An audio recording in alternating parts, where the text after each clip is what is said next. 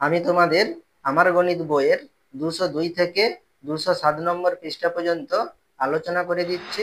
তোমরা যারা নতুন তোমরা অবশ্যই চ্যানেলটিকে সাবস্ক্রাইব করে নিও। তাহলে এখানে কি বলেছে দেখো, আকার তৈরি করি। আয়েশা, মিজানুর, উর্মি, জোসেফ ও ইদ্রিস আজ দুপুরে বাগানের মাঠে বসে দেশালাই কাঠি ও রবার ব্যান্ড দিয়ে বিভিন্ন আকার তৈরি করলো। কি দিয়ে? দেশালাই কাঠি ও রবার ব্যান্ড দিয়ে। তাহলে এখানে দেখো এগুলো কি দিয়ে তৈরি করেছে? দেশালাই কাঠি দিয়ে আর এই দুটো রবার ব্যান্ড দিয়ে তৈরি করেছে। খাতায় পেন্সিল দিয়ে এইরকম আকারে চিত্র আঁকি। তাহলে এখানে তোমাদের কি করতে হবে? এখানে যে ছবিগুলো আছে এই ছবিগুলো দেখে তোমাদের পেন্সিল দিয়ে খাতায় আঁকতে হবে। তোমাদের এখানে দেখো আঁকাই রয়েছে। এরপরে নিচে কি বলেছে দেখো, দেখছি আমাদের তৈরি কয়েকটি আকারের চিত্র বদ্ধ ও কয়েকটি আকারের চিত্র খোলা। তাহলে এখানে দেখো কিছু ছবি আছে, দেখো বদ্ধ, দেখো 3 দিক থেকে কি বদ্ধ, এটা 4 দিক থেকে বদ্ধ, এটা 5 দিক থেকে বদ্ধ, এটা কি সম্পূর্ণ কি বদ্ধ আছে। আর এখানে দেখো 2, 3 এবং 7 নম্বর চিত্র দেখো বদ্ধ নয়। এখানে দেখো তোমাদের কি আছে, মুখটা কি খোলা আছে। তাহলে এগুলো কি আমাদের মুক্ত আছে ছবিগুলো, সেটাই বলেছে। দেখছি আমাদের তৈরি কয়েকটি আকারের চিত্র বদ্ধ ও কয়েকটি আকারের চিত্র খোলা। এরপরে নিচে দেখো কি বলেছে, যে চিত্রের আকার খোলা তাদের বলি মুক্ত আকারের চিত্র। তাহলে যেগুলো খোলা তাদেরকে আমরা কি বলবো? মুক্ত আকারের চিত্র। যেমন কি 2, 3 এবং কত 7, যেমন 2, 3 ও 7 নম্বর চিত্রের আকার। এরপরে কি বলেছে, আবার যে চিত্রের আকার বদ্ধ তাদের বলি বদ্ধ আকারের চিত্র। তাহলে এখানে দেখো বদ্ধ কি কি আছে, 1 নম্বর, 4 নম্বর, 5 নম্বর এবং কত 6 নম্বর। তাহলে যেমন 1, 4, 5 ও 6 নম্বর চিত্রের আকার। বদ্ধ আকারের চিত্রে যেমন 4 নম্বর চিত্রে, তাহলে এখানে দেখো বদ্ধ আকারের চিত্র কি 4 নম্বর চিত্র। তাহলে 4 নম্বর চিত্রে দেখো এখানে কি বলেছে, ভিতরে সবুজ রং। তাহলে ভিতরে কি দিবে? সবুজ রং দেবে। বাহু বরাবর লাল রং। তাহলে বাহুগুলোতে কি রং দেবে? লাল রং দেবে। দেখো এখানে তোমাদের বাহু বরাবর লাল রং দেওয়া আছে আর ভিতরে সবুজ রং দেওয়া আছে। এবং চিত্রের বাইরের হলুদ রং দিলাম। তাহলে চিত্রের বাইরে কি দেওয়া আছে? হলুদ রং দেওয়া রয়েছে।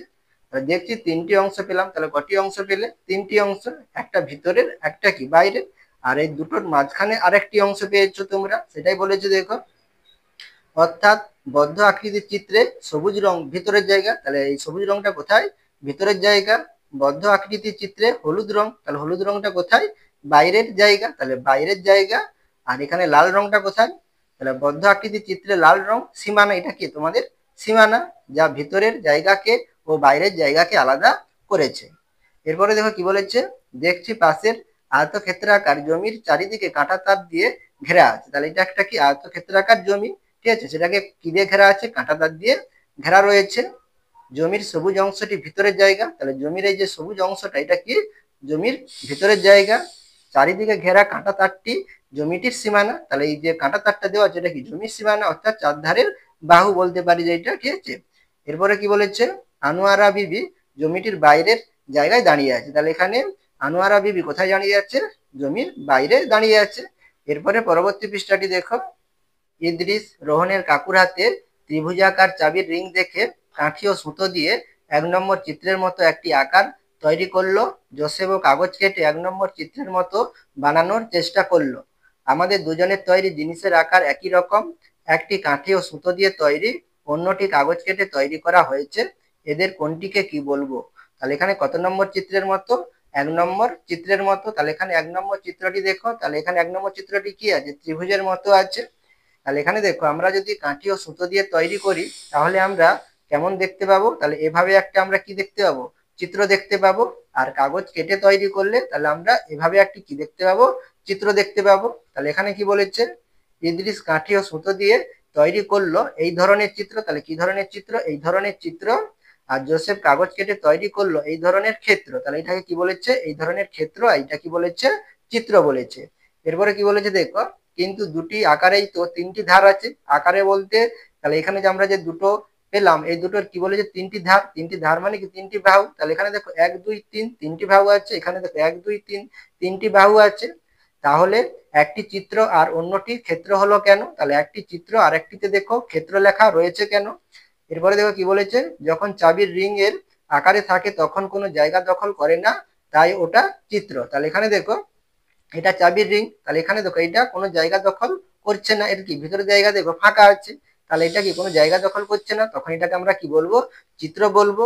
কিন্তু জোসেফ কাগজ কেটে যেটি তৈরি করেছে সেটি কিছুটা জায়গা দখল করে আছে। তাই ওটা ক্ষেত্র। তাহলে এটা দেখো আমাদের কিছুটা কি জায়গা দখল করে আছে, সেই জন্য এটাকে আমরা কি বলবো, ক্ষেত্র বলবো, আর এটাকে আমরা কি বলবো, চিত্র বলবো।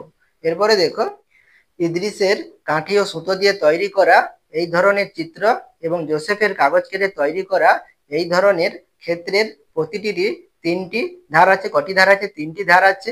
এই ধারগুলিকে ভুজ বা বাহু বলে। তাহলে এই ধারগুলিকে কি বলবো আমরা? ভুজ বা বাহু বলবো।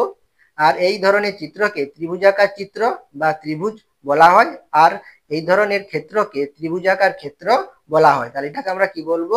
তাহলে এইটাকে আমরা কি বলবো? ত্রিভুজাকার চিত্র বা ত্রিভুজ বলবো। আর এটাকে আমরা কি বলবো? ত্রিভুজাকার ক্ষেত্র বলবো। এরপরে দেখো কি বলেছে, এবার বুঝেছি একটি ত্রিভুজের বাহু আছে, তাহলে কটি? তিনটি। তাহলে এখানে আমরা কি লিখবো? তিন লিখবো। আমরা এবার এক মজার খেলা খেলি। কাগজ কেটে অনেকগুলি ছোট বড় নানা ত্রিভুজাকার ক্ষেত্র তৈরি করি ও আলাদা আলাদা রং দিই। তাহলে এখানে তোমাদের দেখো ছোট বড় এভাবে কি করতে হবে? ত্রিভুজাকার অনেকগুলো কাগজ কাটতে হবে এবং কি করতে হবে? আলাদা আলাদা রং দিতে বলেছে। এরপরে দেখো, আমরা এই সব বিভিন্ন রঙের ও বিভিন্ন আকারের ত্রিভুজাকার ক্ষেত্র জুড়ে জুড়ে ছবি তৈরি করি। তাহলে এখানে দেখো তোমাদের ছবি দিয়ে দেখিয়েছে। আয়েশা চারটি ত্রিভুজাকার ক্ষেত্র দিয়ে তৈরি করলো। তাহলে এখানে কি তৈরি করেছে? চারটি ত্রিভুজাকার ক্ষেত্র দিয়ে। দেখো 1 2 3 4, চারটি ত্রিভুজাকার ক্ষেত্র দিয়ে একটি কি নৌকা তৈরি করেছে। উর্মি অন্য 5টি ত্রিভুজাকার ক্ষেত্র দিয়ে তৈরি করলো। তাহলে এখানে দেখো এটাও কি নৌকোর মতো, 1 2 3 4 5, 5টি ত্রিভুজাকার ক্ষেত্র দিয়ে। মিজানুর অন্য 5টি ত্রিভুজাকার ক্ষেত্র দিয়ে তৈরি করলো। তাহলে এখানে দেখো 1 2 3 4 5, 5টি ত্রিভুজাকার ক্ষেত্র দিয়ে একটি কি তৈরি করেছে? ঘড়ির মতো তৈরি করেছে।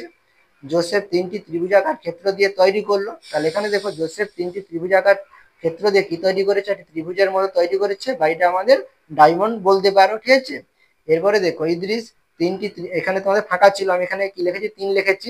ইদ্রিস 3টি ত্রিভুজাকার ক্ষেত্র দিয়ে তৈরি করলো। তাহলে এখানে দেখো আমি কটি ত্রিভুজ নিয়েছি? 3টি ত্রিভুজ নিয়েছি। 3টি ত্রিভুজ নিয়ে এখানেও দেখো আমি নৌকার মতো তৈরি করেছি। আমি ড্যাশটি ত্রিভুজাকার ক্ষেত্র দিয়ে তৈরি করলাম, এখানে আমি 2 লিখেছি। তাহলে আমি দুটি ত্রিভুজাকার ক্ষেত্র দিয়ে তৈরি করলাম। তাহলে এখানে একটি, এখানে ধারে একটি আছে আর এই ধারে একটি আছে।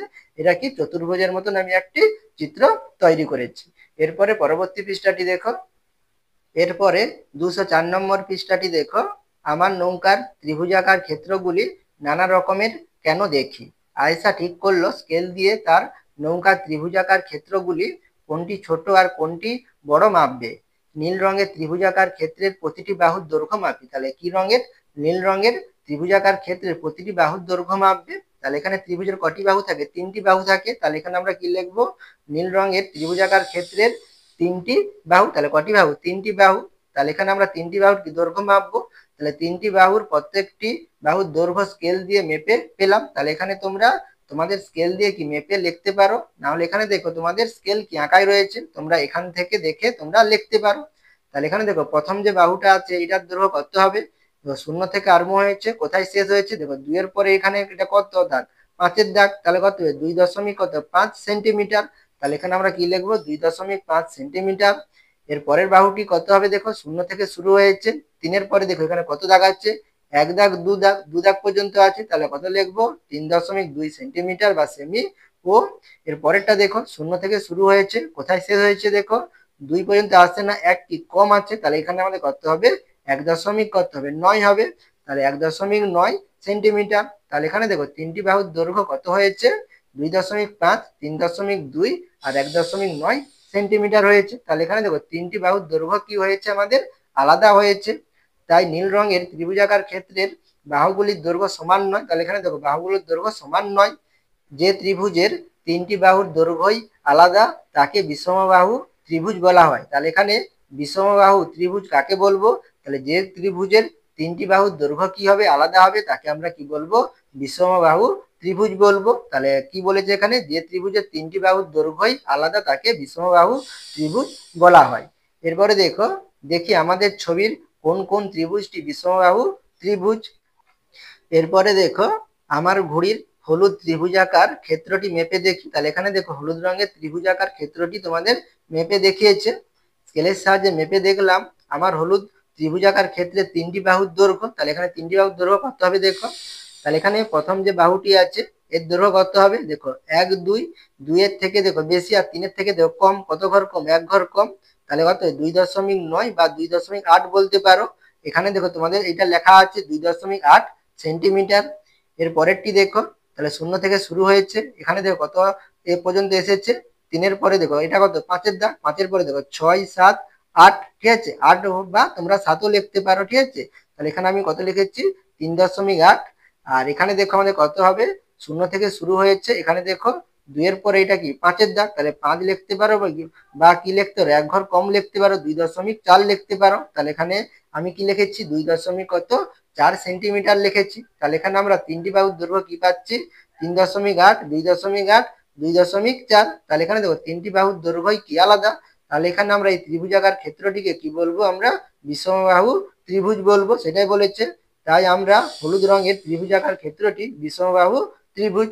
এরপরে 205 নম্বর পৃষ্ঠাটি দেখো, এখানে কি বলেছে দেখো, আয়েশা সবুজ রঙের ত্রিভুজাকার ক্ষেত্রটি নিয়ে মাপলো। তাহলে এখানে তোমাদের সবুজ রঙের ত্রিভুজাকার ক্ষেত্রটি নিয়েছে। তাহলে এখানে দেখো তোমাদের তাহলে বাহুগুলোর দৈর্ঘ্য কত হবে, তাহলে সবুজ ত্রিভুজাকার ক্ষেত্রটির কটি বাহু, 3টি বাহু থাকে, তাহলে 3টি বাহু।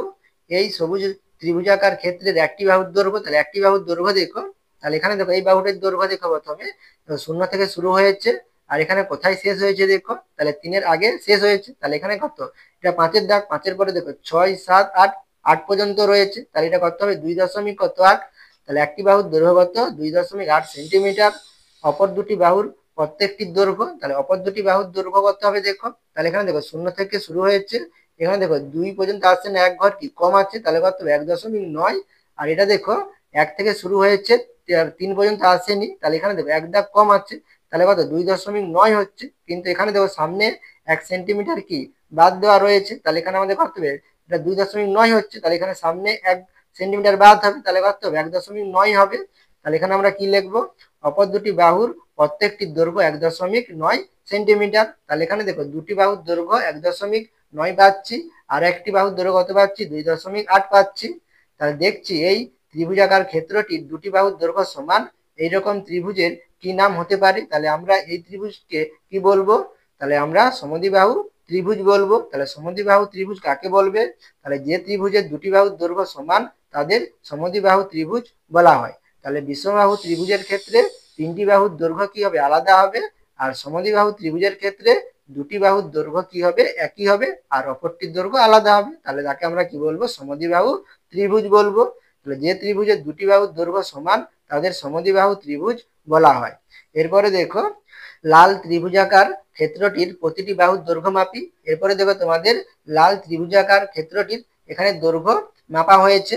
তাহলে এখানে দেখো এর প্রথম বাহুটির দৈর্ঘ্য কত, তাহলে এখানে দেখো 0 থেকে শুরু হয়েছে, কোথায় এসেছে 5 পর্যন্ত এসেছে, 2-এর পরে কত 5, তাহলে কত 2.5। এটাও দেখো 2.5, এখানেও দেখো 2.5। তাহলে এখানে দেখো তিনটি বাহুর দৈর্ঘ্যই কি হচ্ছে আমাদের সমান হচ্ছে 2.5 করে। তাহলে এখানে তোমাদের কি বলেছে দেখো, আমার লাল ত্রিভুজাকার ক্ষেত্রটির প্রতিটি বাহুর দৈর্ঘ্য স্কেল দিয়ে মেপে দেখলাম 2.5 সেন্টিমিটার। লাল ত্রিভুজাকার ক্ষেত্রের প্রত্যেকটি বাহুর দৈর্ঘ্য কি সমান, তাহলে 2.5 করে সবগুলোই আছে, তাহলে কি প্রত্যেকটি বাহুর দৈর্ঘ্য সমান। এইরকম ত্রিভুজের কি নাম দেব, তাহলে এরকম আমরা ত্রিভুজকে কি বলবো, সমবাহু ত্রিভুজ বলবো। তাহলে যে ত্রিভুজের 3টি বাহুর দৈর্ঘ্য সমান তাদের সমবাহু ত্রিভুজ বলা হয়। তাহলে এখানে তোমরা কত রকমের ত্রিভুজ দেখলে, 3 রকমের ত্রিভুজ দেখলে। সমবাহু ত্রিভুজ, তাহলে সমবাহু ত্রিভুজের ক্ষেত্রে 3টি বাহুর দৈর্ঘ্য সমান হবে, আর সমদ্বিবাহু ত্রিভুজের ক্ষেত্রে দুটি বাহু সমান হবে, আর বিষমবাহু ত্রিভুজের ক্ষেত্রে আমাদের সব বাহুগুলোই কি হবে, আমাদের আলাদা আলাদা হবে। এরপরে 206 নম্বর পৃষ্ঠাটি দেখো, এরপরে কি বলেছে দেখো, এবার আমি স্কেল দিয়ে মেপে কি পেলাম দেখি।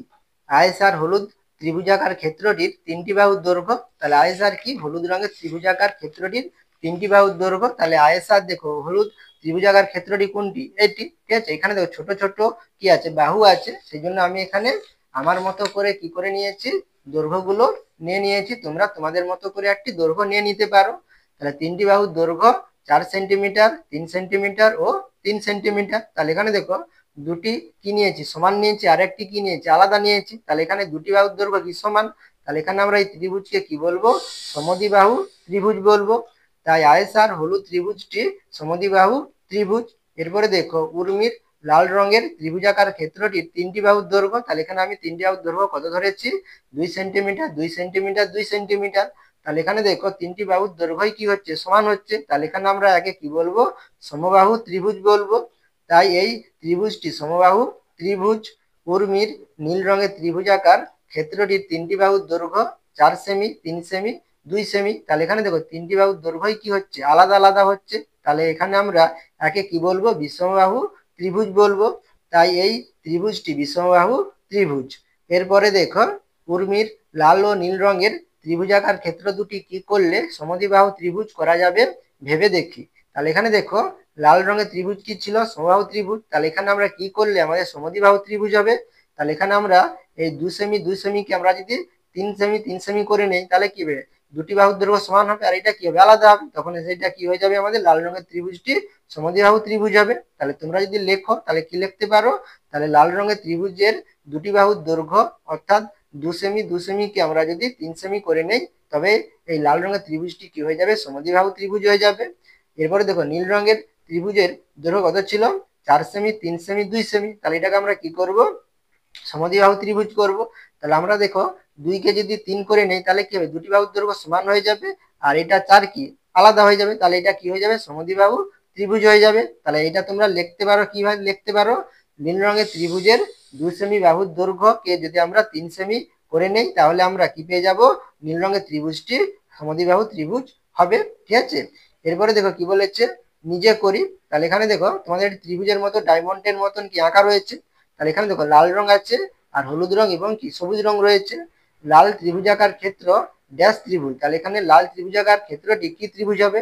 তাহলে এখানে দেখো তোমরা যদি মাপো, তাহলে এখানে কত হবে, এই বাহুটির দৈর্ঘ্য 2.5, এটা কত হবে 1.7, এটা 1.2। তাহলে এখানে দেখো তিনটি বাহুর দৈর্ঘ্য কি হচ্ছে, আলাদা আলাদা হচ্ছে। তাহলে এটাকে আমরা কি বলবো, বিষমবাহু ত্রিভুজ বলবো।